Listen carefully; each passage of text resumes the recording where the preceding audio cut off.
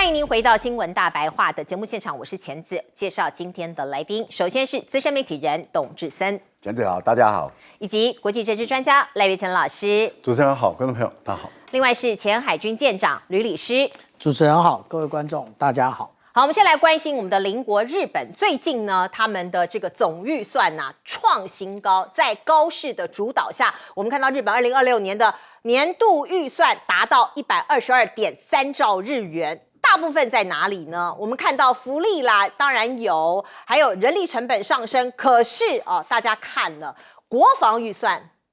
创下日本的新高，580亿美元，加速了包括巡航导弹和无人系统在内的军事建设因为他们说中国的紧张局势升级，所以我们要加强戒备。那像这样子的扩大防卫的预算呢，中国大陆看了他们有一些回应，包括中国大陆的国防部发言人张晓刚就说，他们联想到的是日本军国主义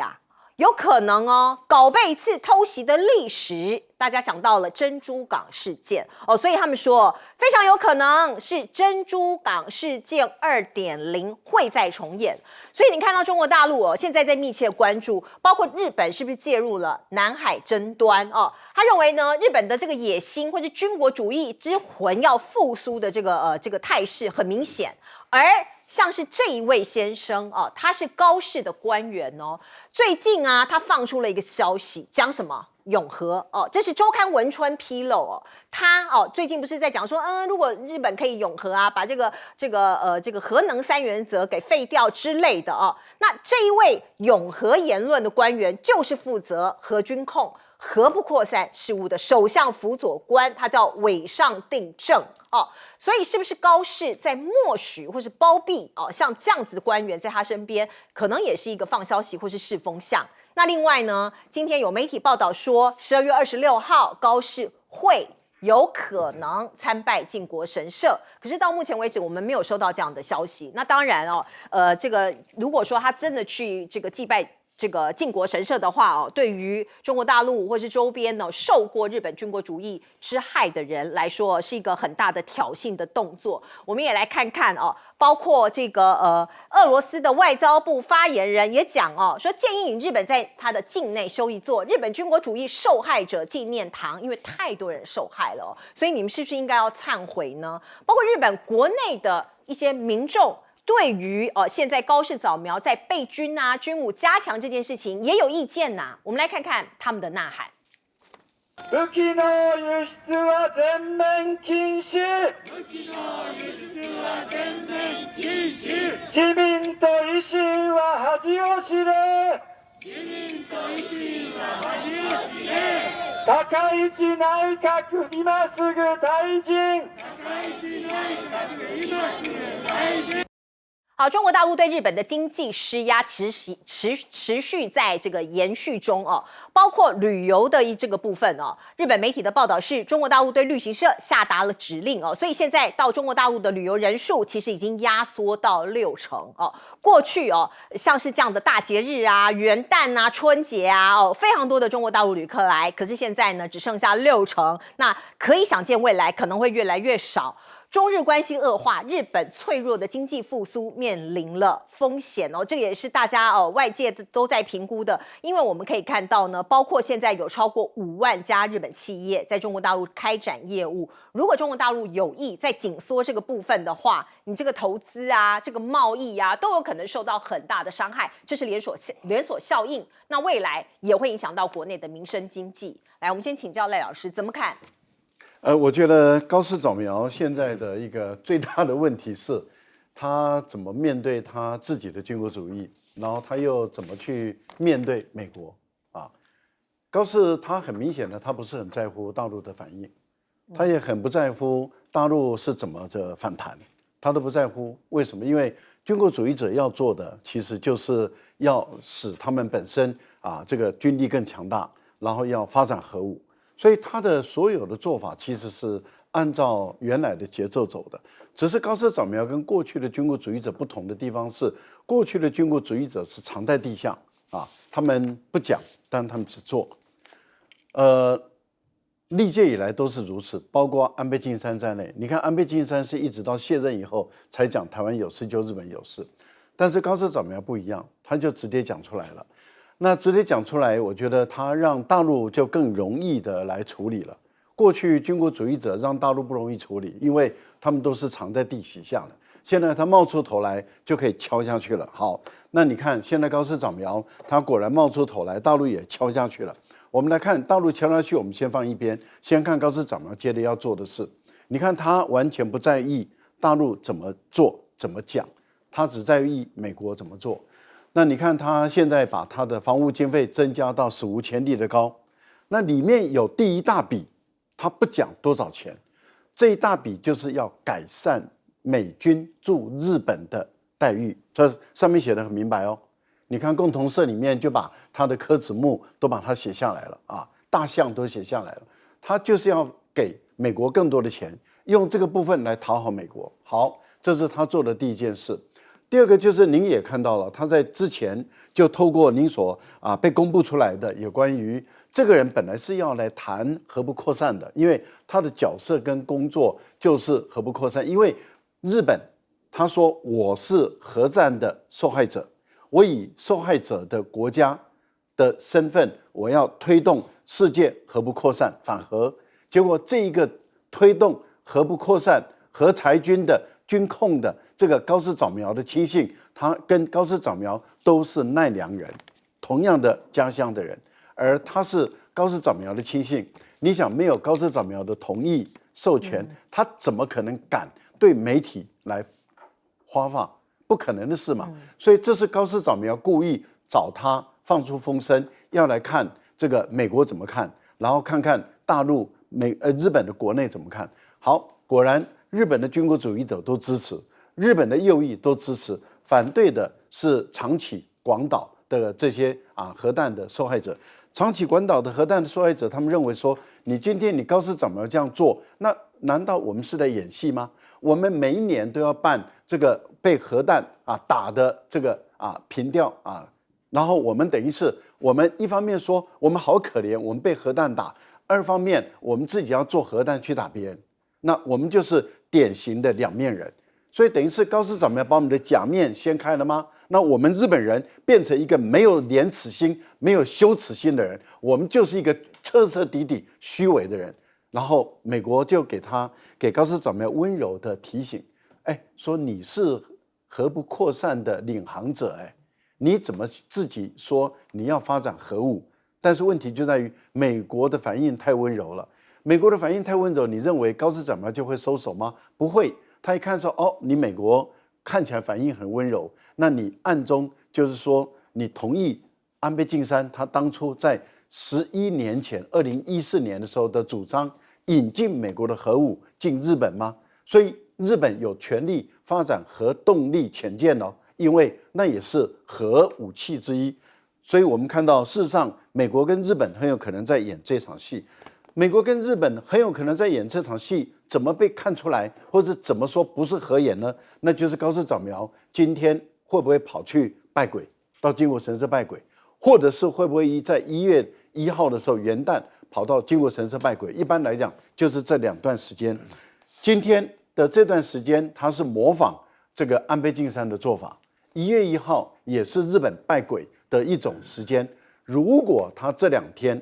不管选哪一天，不管是今天或是1月1号过年的那一天，他跑去拜鬼的话，那我们就要看美国怎么反应了。因为大陆绝对会强烈的反弹，那韩国也会强烈的反弹，亚洲若干的国家也都会有意见。当然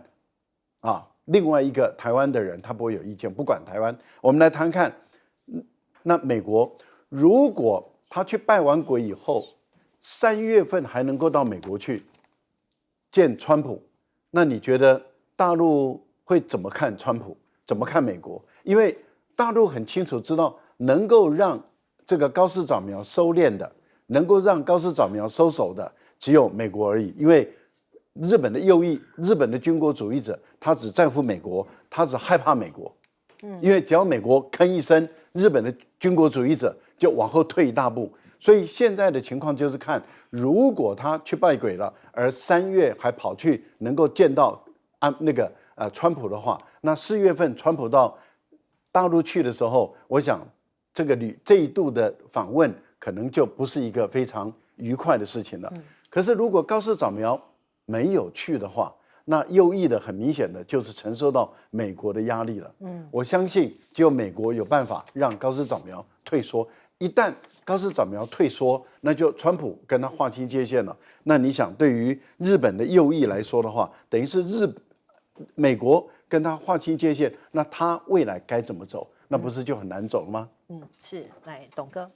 大家可以看到，赖清德政府现在努力要把日本拉进来，可以一起来对抗中国大陆。日本努力要把美国拉进来对付中国大陆，大家可以看到，他现在的局势就这样啊。那高市现在因为他民调高嘛，越来越高，所以他当然不可能下台，也不可能嘴巴会放软，所以大家都在观察说他什么时候去靖国神社。今天所有的报道都说是就是26号。那其实因为现在已经晚上了嘛，进入晚上，应该是今天是不会去，但是搞不好哪一天就突然去找一个有代表性的日子比如说元旦或者过年或怎么样，就是突然去了，让你措手不及，那看你拿我怎么样。其实你看这些年来中国大陆因为他过去跟日本有等于说建交以来，它里面有非常多的约束以前的约束包括说，比如说你中日的航线不能有后来就慢慢的打破。那后来的默契又变成怎样就先前的默契就是说你的政务官这些都不能去。那现在不但林佳龙可以去，林佳龙在石破茂时代就已经去了赖清德是副总统都可以去了去祭吊安倍晋三嘛大家可以看到，所以他很多东西就慢慢在打破，就他慢慢在往前去试图去做一些你过去禁止我做，我做了也没怎么样，然后他现在就往前更进一步在做了就是他讲出了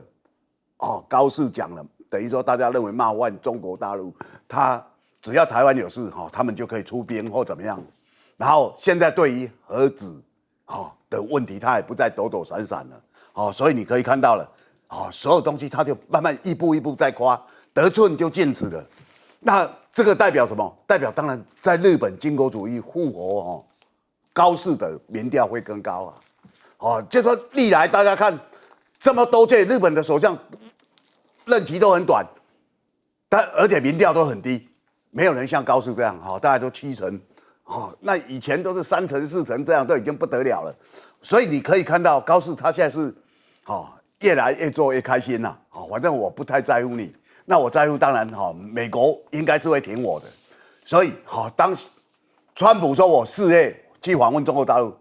高市说我3月就会去他现在就在往这个目标那这个当然有风险了因为他完全对川普的情况他以为可以让他给掌握了但是我觉得可能事与愿违川普如果让他去的话，可能自己4月就去不了中国大陆。那我们看其实日本这种军国主义是在明治维新以来，他的声势很高。为什么？因为他等于说整个走欧美的富国强兵方式嘛，所以他敢去侵略中国那大家看侵略中国，他是8国联军里面的一个，亚洲唯一的一个就进军中国大陆，把慈禧太后吓得全部就跑到西安大家看那一场整个中国的一个大动荡，你过去多大的国家都被我们打成这样所以在明年就是明治的150周年对他来讲是一个很纪念的日子所以他一定要好好去宣扬他的这种民族的主义高市不会下台。但是你今天如果把整个亚洲弄成这样的话，他必须考虑说川普不是他可以掌握的因为川普现在他自己有很多问题要解决，他如果最后被迫因为高市早苗的还有一些比较激烈的语言，他必须去替他背书的话，依照正常逻辑，川普是不会干的因为会损及他的利益。所以高市又用另外一个方式，就是说我就跟赖清德一样，其实台湾跟日本现在很像，巴结美国的手法也很像，我就编很多钱跟你经购所以告诉一商人说，我今年的GDP 经过 GDP 2%要达到，今年也就剩这几天了，大家可以看到，然后明年又编了刚刚我们主持人所讲这些钱，所以现在他跟台湾是不是一模一样，拼命经购就是拿钱给美国然后我买的不只是武器，而是你要来给我的安全保证，所以看到这个手法是如出一辙啊。是，来舰长，工业革命之后啊，那个欧美这些国家想要制衡中国的时候，就找日本。那我们看到啊，在第一次世界大战以及第二次世界大战的之前，其实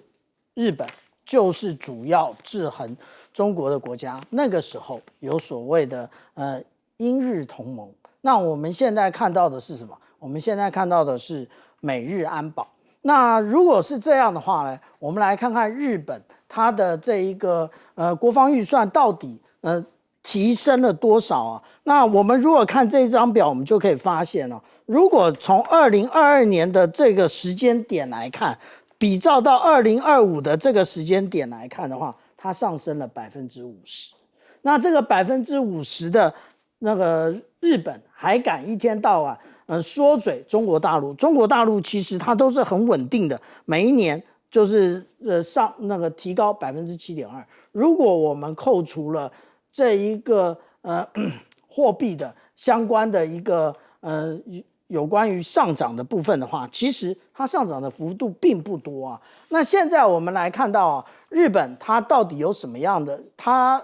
现在要买的这些装备，或者是它现在打造这些装备，是不是跟美国都有关系呢？它到美国去装这一个战斧巡弋飞弹，也就是我们之前看到的鸟海号，那这一个是美国的。那例如说，我们看到12式改的这一种反舰飞弹，它从原来的200公里，现在要提升到1500公里，飞弹的射程之可以变长，不是多加燃料而已。最主要的，也就是它的陀螺仪可以使用的更久。对不起，如果你以前不会，你说你突然会，那是被雷打到了吗？那一定不是，那就是有人教。那个人是不是美国呢？这是大家应该要想象的。另外一个，现在日本要做2条超大型的神盾舰，基本上来讲，我觉得现在我们讨论的这个川普级的这个战斗舰，其实可能有部分的跟日本是很像的那另外还有03式的防空飞弹，03式的防空飞弹它长得更像标准6型飞弹。那因为标准3型飞弹里面本来就有日本的技术，那现在那个美日之间是不是透过共同合作，然后获得这些技术呢？那这是我们可以继续观察的部分那日本为什么想要核动力潜舰呢？其实我们可以讲，这个就是美国的延伸威慑失败了。也就是之前我们看到拜登拉着岸田文雄以及尹锡悦，他们说要提供核子保护伞，可是现在为什么从韩国也获得了？那日本现在也在吵，真正的原因就在此。但是实际上来讲，大家都一直认为那个是他们最后的战力。但是我们来看看美国的海军战争学院的教授是怎么讲的。他说，其实美国海军需要的叫做游戏规则改变者，其实是柴电潜舰，而不是核动力潜舰。因为核动力潜舰它还在烧开水啊。所谓的烧开水，也就是它产生的蒸汽去推动 turbine， 那推动 turbine 这里面就有非常大的杂音。但是如果是柴电潜舰，它使用电力推进的时候，其实是相对来核动力来讲是安静的，只不过在时间，也就是在它留存在这个无论是阵地伏击或者是区域游猎的时间可能比较短，如此而已。是。我们来看看美军在平安夜当晚空袭了一个国家奈及利亚。川普他说那是因为 ISIS 这个恐怖分子在奈及利亚作怪，所以我们必须把它给这个打击所以呢要把它给轰炸。可是呢，专家说表面上是反恐，背后呢可能是经济利益呀？为什么？因为奈及利亚有石油，它石油自主现在才刚刚可以，还有稀土矿产也非常丰富，所以背后是不是要拿奈及利亚这些丰富的矿产跟石油呢？我们先来看看呢，为了对抗这个美国，它要这个组这个稀土的非中供应链，美国已经讲啦，都被这个中国大陆给 control 起来，所以我们要这个非红供应链，所以呢，中国大陆也跟19个开发中国家来组稀土联盟，其中就有奈及利亚，所以这个轰炸可能它还有深意还有破坏非中供应链各种的这个计谋在里面。那我们再来看看呢，包括我们看到稀土现在呢是每一个国家都在争夺的一个原料，那这个中国大陆其实手中也留了一手，虽然它有暂时说有一个核发6个月效期的出口许可证可是现在呢，明年你这个证期到了它可能就不再出给你了。所以你看到美国跟中国这2个大国在为稀土这个原料其实都在暗中较劲。而另外我们看到这2个人在明年2026年可能会一共见面4次包括了2个人互访以及 APEC 还有 G8。所以呢，我们就说了，是不是创下美中建交以来最高纪录？所以这个军事冲突的风险已经大幅的降低了呢？这也是有专家在这样预估。可是呢，虽然风险看起来表面上是降低了，可是商业上面、科技上面各种方方面面的竞争打得可火热。我们看到华为现在有新手机它的零件都是自制的60%国产，包括华为 Mate 70 Pro， 我们看到呢，它的自产的这些零件组合已经到了57% 了所以你可以看到，美国虽然不断的在收紧，不断的在管制，可是中国大陆自己有生产 CPU 所以这个各方面的进展还是有取得一些成功的。那我们再看一下这个所谓的墨子号到量子变电站，讲的是中国大陆的量子科技现在不得了。加速度都一直不断的在提升。那美国的五角大厦也注意到了，它的年度报告就示警说，中国列量子科技为未来的战争关键加速军事化，所以他们也在各种的提醒，各种的防范。而另外我们再来看看磁浮列车，大家如果有去过上海，可能有搭过上海的磁浮列车。上海的磁浮列车它1个小时只有430公里大概这样的速度已经是全世界最快的。可是现在呢，中国的国防科技大学说是成功的研究了一个在2秒之内加速到时速700公里的磁浮列车。哇，这个速度是非常的惊人打破同类型平台世界纪录，成为全球最快的超导电动磁浮试验的速度。我们要知道现在包括在中国大陆的很多地方都已经进入了所谓的磁浮列车建设的爆发期，包括深圳、包括广州、包括成都都已经在做相关的布局了。而另外我们再来看看这个人民币最近有一些讯息，我们一起来关注。离岸人民币对美元时隔1年多已经突破了7我们看到离岸人民币美元汇率25号升破了7今年累计升值大概是4.6%，在岸的即时汇率在年内升幅也大概有4%近期也逼近了7%，这代表什么呢？代表可能包括 A 股在内的人民币资产的价格会形成推升因为意味着海外的资金也看好人民币的资产所以你可以看到，包括南韩现在指定了12家韩元对人民币的直接交易做市商这是什么意思？这是 market maker 就是可以直接做交易证券商券商啦，他们可以做中间的一些价差的生意所以某种程度也是市场看好人民币的未来前景。来请教赖老师，川普在圣诞节的时候对这个奈及利亚的伊斯兰国进行轰炸我觉得他用简单粗暴的方法去把事情复杂化了。IS 他虽然杀基督徒，可是他同时也杀穆斯林，他都杀。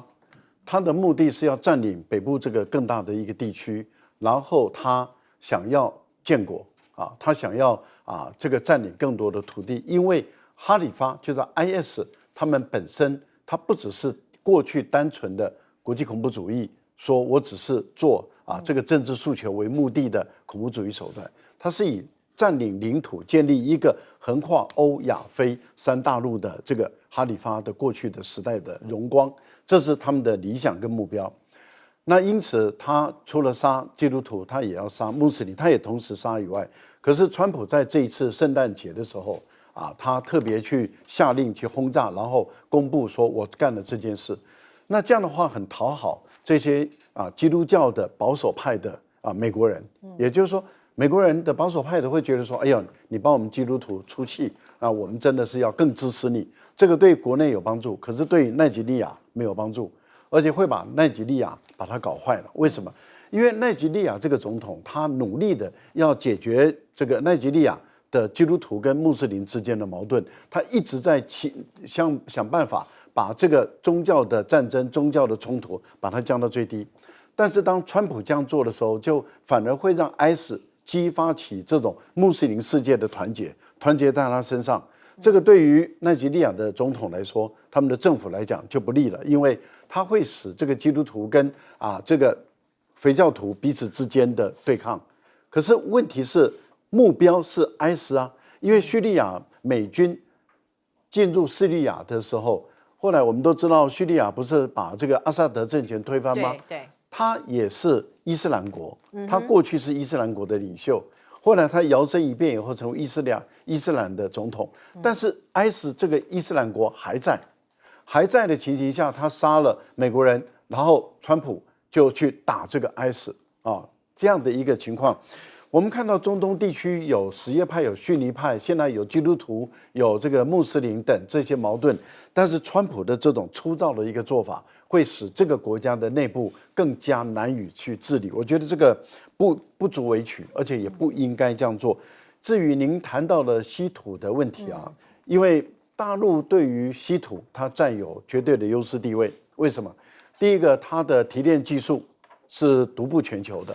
第二个，它的整个产业链它是成熟的，所以投资加入这个以中国大陆为主导的稀土联盟，它的成功率是几乎是100%。可是如果你加入美国为主导的这个稀土联盟，基本上来讲失败率可能是高达60%到70%。为什么？因为你想想看，你必须就是对美国这个联盟来说的话，你没有专业知识，你没有技术产权，你没有设备，然后你还要一切重新开始的话，大陆是花了20-30年才做到的事，你美国你10年内都做不到。那我个人认为，以这种发展中国家以中国为主的稀土联盟，美国的这种已开发国家的稀土联盟，赢不了中国大陆的。是，来，董哥。现在美国现在本土其实有几件事情它是讨论的很热烈。第一个是爱普斯坦这个阴谋的新闻，这个里面最主要主角就是川普对，大家看克林顿也在，英国的安德鲁王子也有但是里面最热门当然就是川普那现在大家都勇于把很多事情拿出来，有照片有什么。那这个阴谋被抓去关的时候在里面就上吊了。各位朋友1925一定要打千万不要随意自杀。但是我讲这个就是说这个事件它非常的诡异，一般外界认为说这个人在狱中就是被谋杀了简单讲就是监狱里面全程录影，结果就那1分钟没有影片两个狱卒那管监狱的管理员2个都在睡觉，没有人看到他怎么死的那这个当然现在很多东西慢慢的抛出来的话，川普那这个的foi义是什么？是那些女生很多是未成年，是他最主要是未成年，那还得了所以川普他现在其实是很狼狈的。第二件事情就是明年1月大法官就要裁示川普的这个关税到底合不合法。那现在综合大家所有的意见跟法律所规定的，因为关税是属于国会的权利，不是总统的。川普把它拿来放得很极致，可能会被宣布是违法的。所以违法以后，可能你这些钱就要退回去。说我已经有2000亿了，你退回去你如果不退回去，人家如果去告你，你势必还是要还因为有个最高法院的大法官解释嘛。所以对川普来讲有些东西他就必须做了所以必须做一石好几鸟奈及利亚是非洲人口最多的国家，2亿2千万几乎是台湾的10倍，你知道吗？奈及利亚跟中国大陆很那个，你如果去中国大陆的广州、广东那一带，奈及利亚人数多得不得了。对，我有遇过。那些黑人几乎都是，对，而且会讲中文，讲中文跟中国人结婚，做生意什么都是，他已经是水乳交融的一片哦。那他会加入中国大陆哦，参与这个稀土一点都不意外了，因为他非常仰赖中国大陆。但是他自己除了稀土又有石油，对不对？所以你很敏感，就会讲说哦，那是有目的的。大家看美国去攻击委内瑞拉，说啊我要对他怎么样怎么样。其实这几天大家看到，就是他把委内瑞拉的油轮通通拿走了，把你拦截说你们通通不准买。他的油轮出来就是违法，我美国人就把它拿走。前面是去炸那些所谓的毒贩。你可以看到川普很多东西，他是很多目的，这个目的有利益，然后有要掩饰自己的丑闻，对不对？因为明年就是期中选举嘛。川普现在民调很低，但是他的动作就越来越大。那动作越来越大，它里面有一个很重要，就是说他要弥平，就是说，世界这些国家的领袖，当然普丁他在阿拉斯加碰面了，习近平他如果过去的话，对他的声望有提高，他会觉得自得意满啊，就大家可以看到，就是一副这样的模样。所以我们看那中国大陆，因为他被川普暗算太多次了，他很清楚，我最厉害的筹码就是稀土。稀土，你美国说要追过我，说要10年，这10年你追上了，我也在进步啊。是，我进步，你要变20年啊。他一定是这样嘛。所以我们可以看到了现在美国川普希望有一些动作可以让习近平软化，但是因为习近平已经不是过去很容易被上当被你骗了，你美国照样卡我很多晶片啊。你说我们给中国大陆晶片不是1流，不是2流，不是3流，是4流的，你公开这样讲，那人家也有他的民族主义，也有他的尊严啊。所以你今天看到了这一盘其实是没有那么好打啊。是。那川普觉得说，我只要跟你4出3例，你就会上当，那我要干单啊。真的不用那么简单的。来，舰长，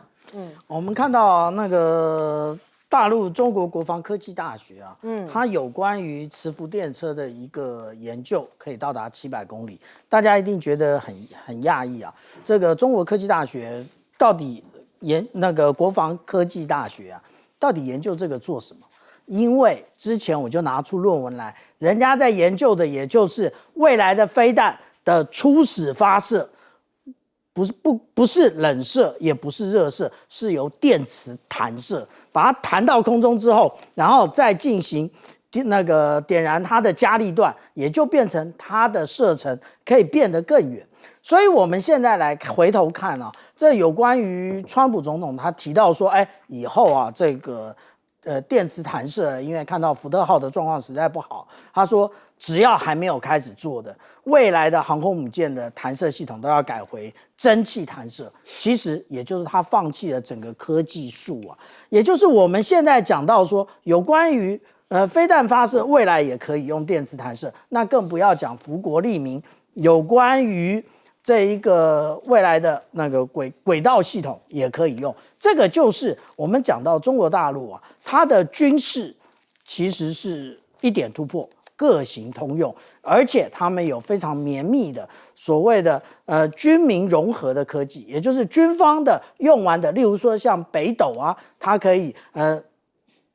精度不用那么高，但是呢还是比 GPS 高，然后给民间使用导航。那其实这也是我们讲到这个中国大陆的进步，不是我们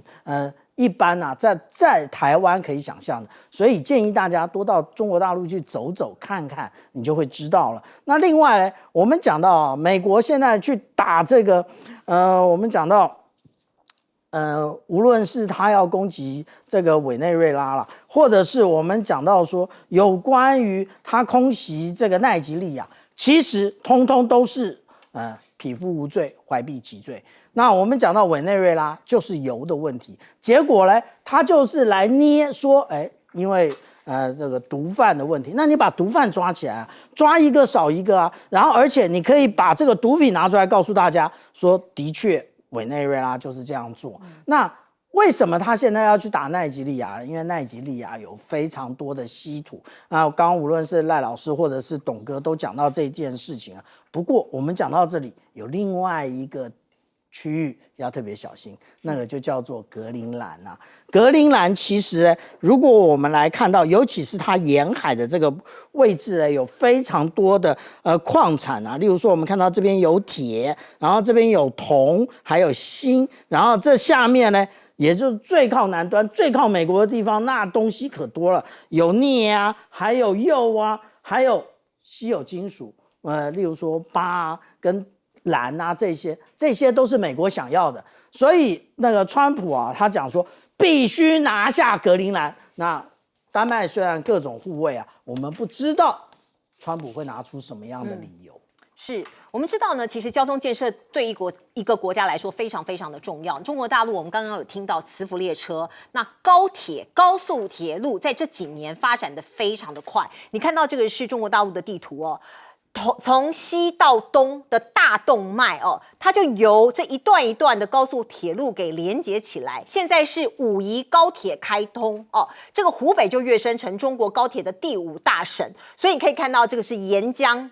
的一个高铁哦，从上海一直到成都，你看到你一段一段都可以来通哦。到2030年，你就可以知道东西大动脉哦，中国大陆讲的东西的大动脉就整个开通了。讲到隧道，讲到公路，讲到高铁，我们来看看新疆。有一个天山哦，天山过去是南疆、北疆的分界线哦，某种程度也阻碍了这个地方的交通。可是现在呢，天山的一个胜利隧道打通了之后，代表的这一个乌卫高速，全长300多公里的高速公路哦，就打通了。我们来看一下这个图哦，这个是这个全世界最长的高速公路隧道。我们讲的是天山胜利隧道，因为它的工程非常的难哦，所以这是最后一里路把它给打通了，全长是22.13公里。打通了之后，我们看到新疆的乌卫高速公路这个全程哦，就整个都通车了。它连接的是新疆的乌鲁木齐，大家看到乌鲁木齐在这，到卫黎哦这个地方哦，我说全程300多公里，中间有17个隧道，因为知道要打通这个天山呐，所以有大大小小的隧道，全程300多公里哦。你的车速可以缩短到3.5个小时，过去可能要7个小时，因为你要盘着山。大家要知道，天山非常高，你要翻山越岭才可以过哦。现在不用了哦，所以你可以看到这是一个蛮传奇的一个工程哦。在中国大陆哦，我们看到各个媒体也用大幅度的篇幅来报道，说是这个8100吨的桥梁，75分钟精准转体74度，这是什么呢？新疆乌卫高速公路的一个传奇，因为它必须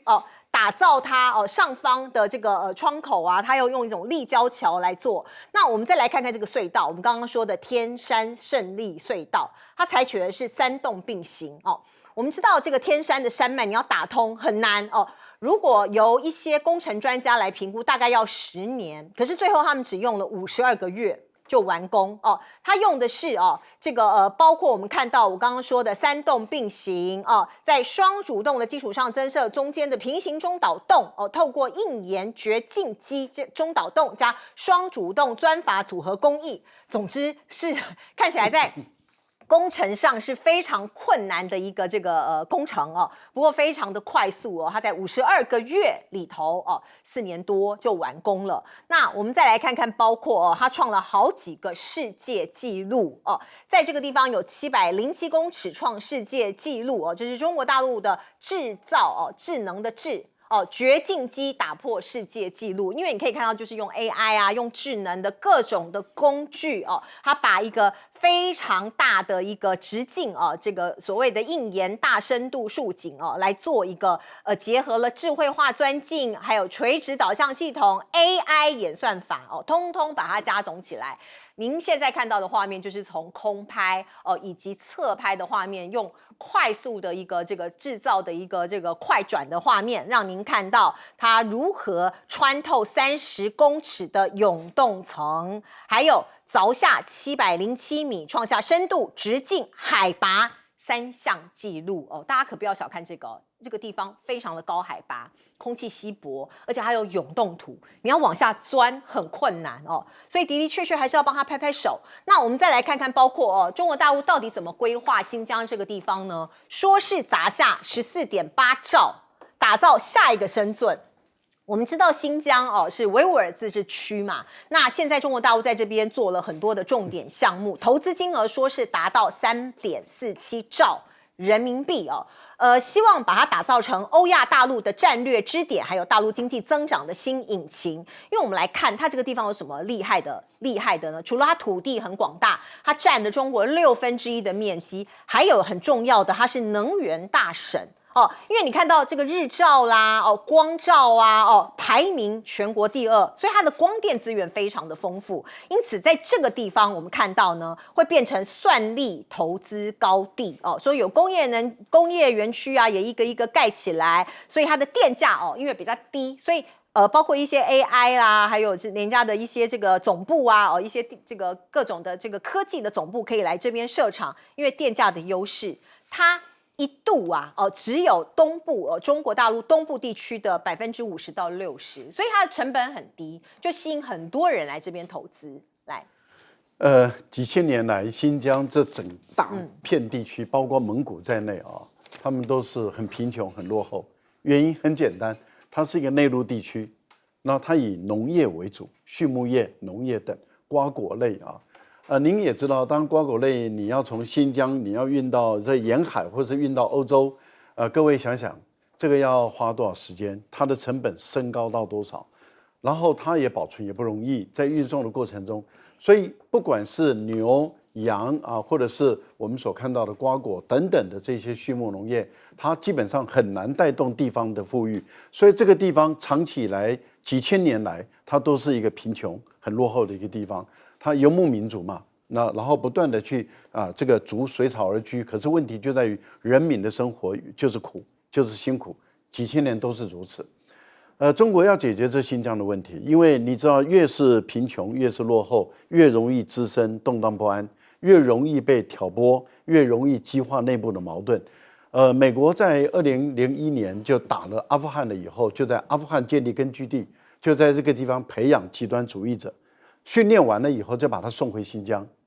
也抓了好几个美国 CIA 的情报人员，这些人都有照片，有他的身份证可验证我也去看过他们的这个展示图，在里面制造动荡不安，制造暴动，制造血腥，制造恐怖主义，这个都是跟美国的 CIA 有直接的关联。好，制造完了以后，就提供给拜登政府他们去这个攻击中国大陆的一个理由，这个是一直玩这样的一个游戏好。可是问题是，你新疆的问题要怎么解决？那解决最好的方法就是带动地方的富裕，带动地方的富裕，你要投资钱下去所以用沿海富裕的省来帮扶，也就是说，大陆就建立起一种先开发富有的省来帮助这一些兄弟省，就是穷的、落后的，再由中央的力量来去帮他。你看今天新疆不缺电了。新疆的电可以往就是西电东送，那么新疆的高速公路、铁路全部都打通，这个地方的人生活就越来越好了。是，我们先进一下广告。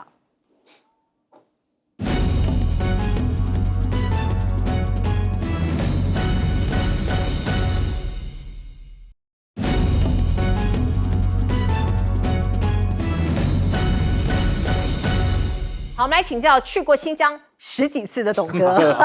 新疆这个建设，现在你看起来，好像往很好的方向发展。因为中国大陆来讲他这几年习近平在推动就"一带一路"嘛，那大家知道路就是丝路，对，丝路的代表性就是新疆，因为那时候等于说西域36国汉朝要把它打通嘛，所以它的概念就这样。那可以看到中国大陆这几年它跟中亚这些国家的关系非常密切，他们自己还有很多自己所属的会，这种大家一起来做生意，一起来发展，其实在中国大陆是现在越来越细致了。那为什么讲这个？就是说大家可以看到，因为这100年来大概中国整个中国来讲，它东南靠海这地方因为过去因为船运嘛，跟西方接触它密切，所以他们发展得很快。那过去西方比较被忽略，所以大概10几年前就喊出要开发大西北哦，就从这那新疆当然是最代表性的哦，就美国政府在川普第一任的时候就栽赃他，就说你内带维吾尔人，对不对？就强迫劳动。然后说把它放在集中营什么什么，就那讲。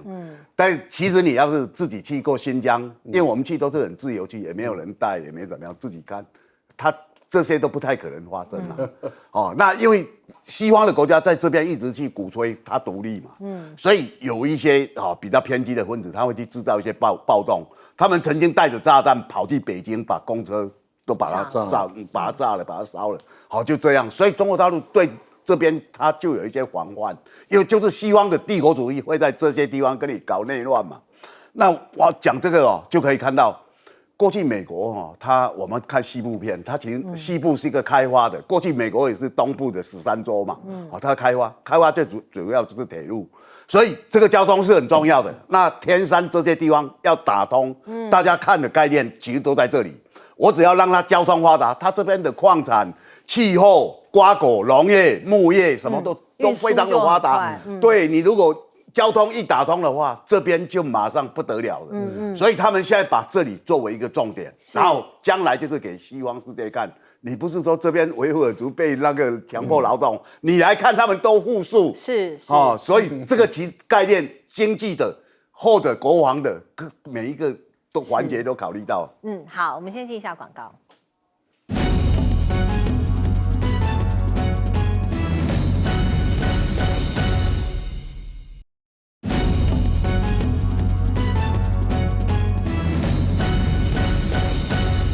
好，我们最后时间留给舰长。